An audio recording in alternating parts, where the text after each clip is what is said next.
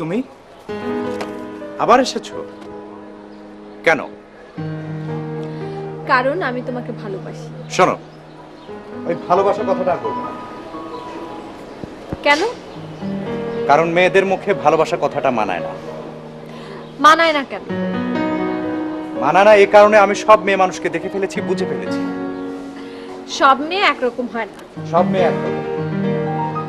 আচ্ছা, তুমি মেয়েদেরকে খারাপ বলছো, কিন্তু সব মেয়েরাই তো কোনো না কোনো পুরুষের সাথে সম্পর্ক করছে, তাই না? জিনিয়া, প্লিজ প্লিজ তুমি যাও। তুমি আর কখনো আমার কাছে এসো না।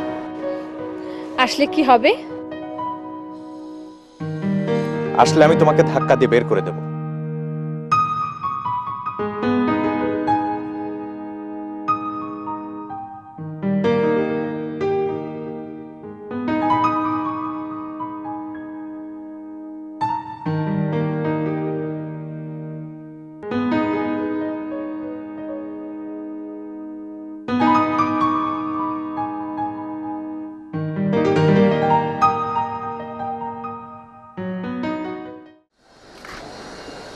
হ্যালো সাথী, তুই কোথায়?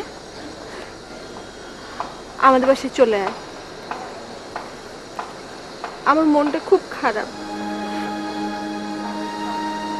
টনি ভাই আমার সাথে খুব খারাপ ব্যবহার করেছে। উনি আমাকে ভালোবাসে না, কিন্তু আমাকে পেতেই হবে ওনাকে। উনি কেন আমার সাথে খারাপ ব্যবহার করবে? কেন? আমি কিচ্ছু বুঝি না, কিচ্ছু না।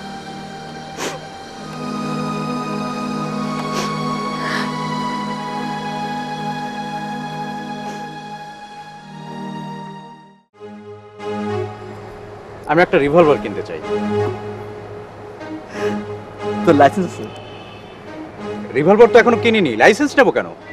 রিভলভার কিনতে গেলে পারমিশন লাগে। কার পারমিশন? সরকারের, হোম মিনিস্ট্রি। Home ministry? দেশে যে এত অবৈধ অস্ত্র আছে তার সবগুলোর জন্য কি হোম মিনিস্ট্রির পারমিশন আছে? নেই, বেশিরভাগ অবৈধ। তাহলে অবৈধ অস্ত্রের জন্য পারমিশন লাগে না? পারমিশন নেই বলেই তো তা অবৈধ। ঠিক আছে, আমি বুঝলাম, কিন্তু এখন আমি কি করব? তোকে কিছুই করতে হবে না, তুই আমার সঙ্গে চল। এই যে টনি বেহেড মাতাল হয়ে যাচ্ছে, আমাকে সহ্য করতে পারছে না, কোনো মেয়ের প্রতি বিশ্বাস রাখতে পারছে না, আমাকে কাছে আসতে দিচ্ছে না। সব কিছুর জন্য আপনি দায়ী। তোমার কথা শেষ হয়েছে? না, আমি আপনার পায়ে ধরছি, আপনি একটু দয়া করেন। দয়া করে আপনার হাজবেন্ডের সাথে ঝামেলা মিটিয়ে ফেলুন। ওকে ফাইন, তোমার কথা শেষ হয়েছে? কেন? যদি শেষ হয়ে থাকে, এটা আমার বাসা, হ্যাঁ? এখান থেকে স্ট্রেট বের হয়ে যাও। তাই যাব। আমার সাথে যদি টনির মিল না হয় তাহলে আমি আপনাকে ছাড়বো না। আপনার নতুন সংসারে গিয়ে আমি আগুন লাগিয়ে দেব। আই মে, এখান থেকে বের হয়ে যাও। যাও।